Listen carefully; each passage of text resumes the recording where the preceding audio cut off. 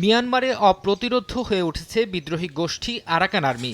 Junta বাহিনীর বিরুদ্ধে লড়াই চালিয়ে দখল করে চলেছে একের পর এক গুরুত্বপূর্ণ শহর। এবার রাখাইন রাজ্যে সেনা সমর্থিত বাহিনীকে কোণঠাসা করে ফেলেছে বিদ্রোহী গোষ্ঠীটি। গওয়া শহরতলিতে হামলার মধ্য দিয়ে পৌঁছে গেছে রাজ্যের দক্ষিণ সীমান্তে। এতে রাখাইনের নিয়ন্ত্রণ হারাতে বসেছে জান্তা সেনারা।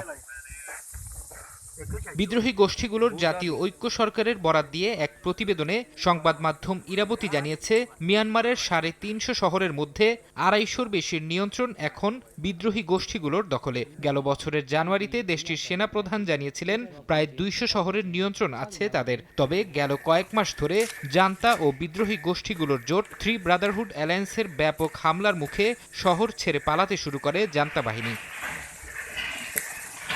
এখনও দেশটির বিভিন্ন অঞ্চলে জান্তা ও বিদ্রোহী গোষ্ঠীগুলোর মধ্যে ব্যাপক সংঘর্ষ চলছে। গণমাধ্যম জানিয়েছে, সম্প্রতি আরাকান রাজ্যে সামরিক বাহিনীর হামলায় বেশ কয়েকজন নিহত হয়েছেন। তারা সবাই গ্রামবাসী বলে দাবি গণমাধ্যমের।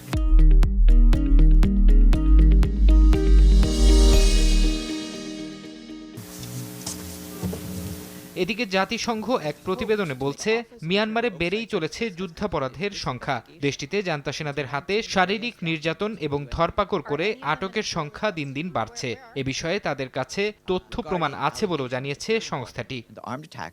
ফারহাদ চৌধুরী, সময় সংবাদ।